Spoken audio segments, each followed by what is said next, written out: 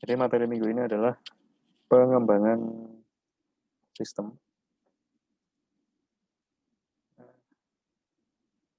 Saya akan share screen tentang job sheet 4. Oke, ini adalah job sheet-nya. Jadi di pengembangan sistem ini nanti Anda bikin dokumen lagi, ya. Jadi lagi-lagi bikin dokumen. Kali ini dokumennya adalah SKPL atau spesifikasi kebutuhan perangkat lunak.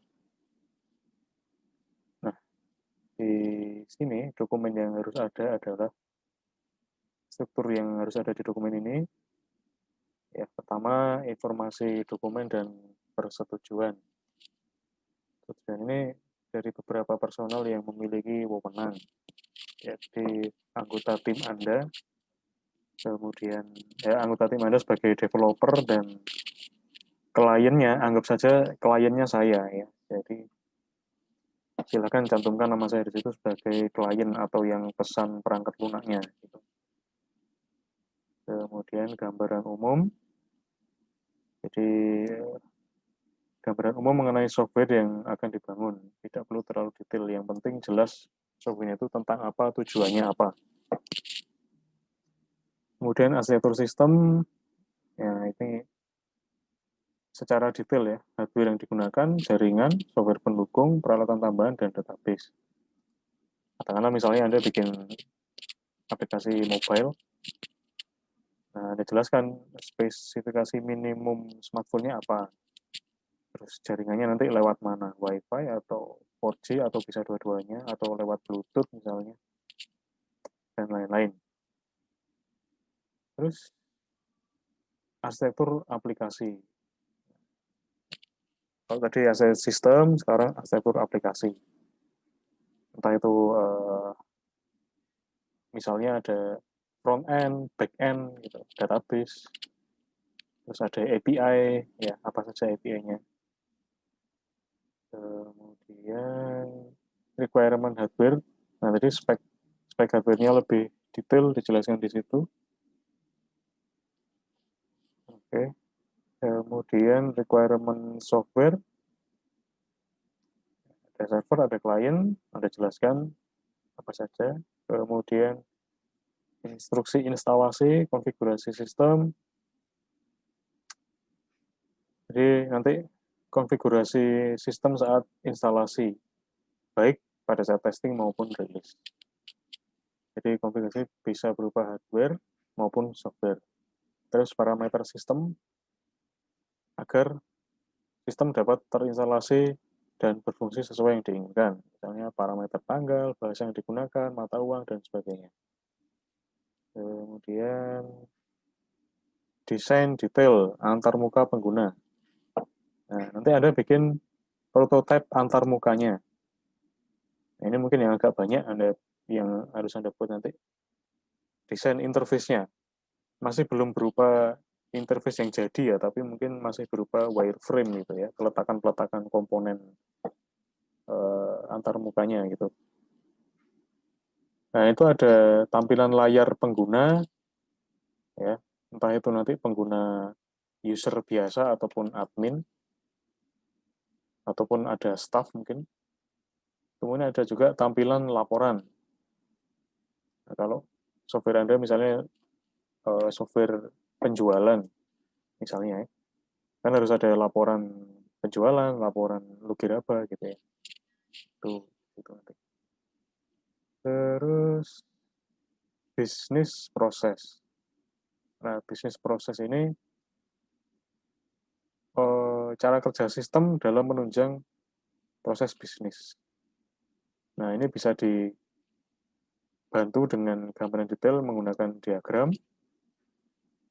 proses batch, script, proses bisnis. Anda bisa pakai diagram aja, diagram dan penjelasannya. Jadi Anda bisa pakai activity diagram, ya. Jadi Anda pakai aja activity diagram. Activity diagram itu mirip seperti flowchart. Mirip seperti flowchart, tapi ada aktor-aktornya. Saya googlingkan contohnya ini. Activity diagram.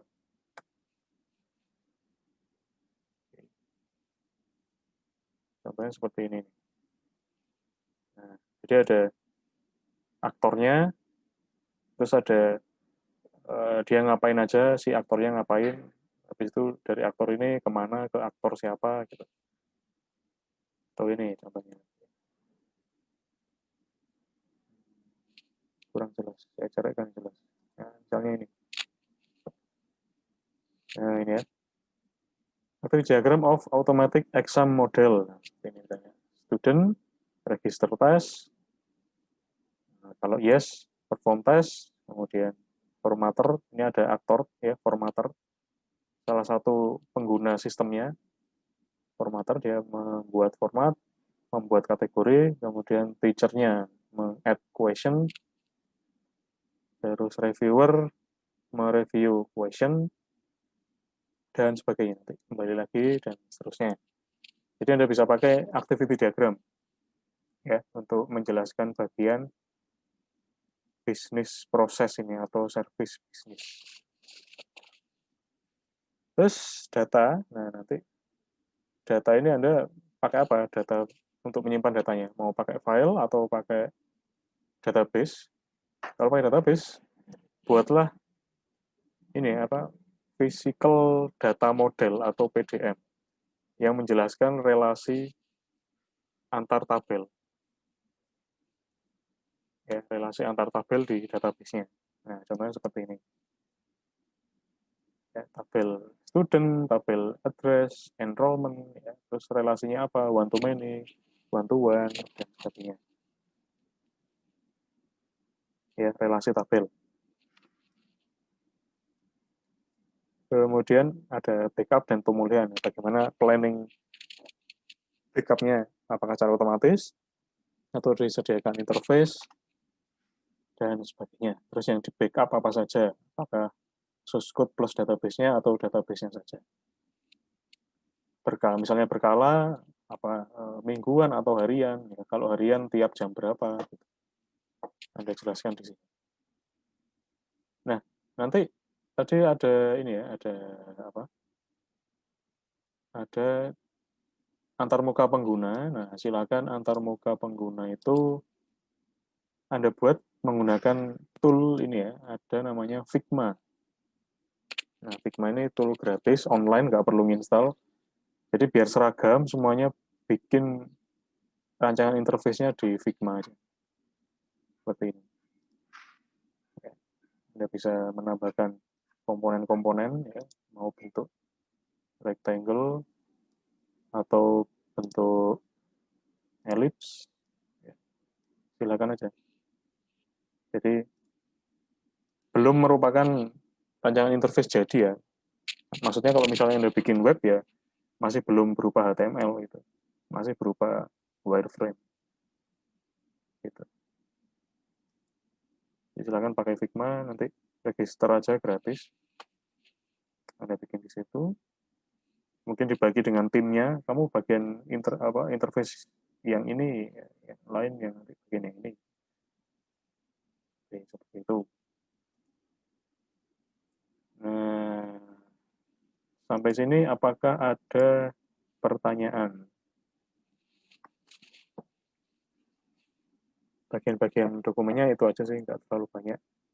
Bagiannya nggak banyak, tapi yang dikerjakan agak banyak ya. Jadi desain antarmuka, desain database, sama activity diagram itu sih mungkin yang agak banyak. Oke.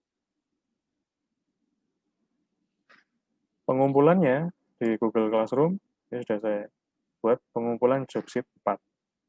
Seperti biasa, tiap orang mengumpulkan sendiri-sendiri, meskipun sama dengan anggota timnya. Tapi tiap orang mengumpulkan sendiri-sendiri.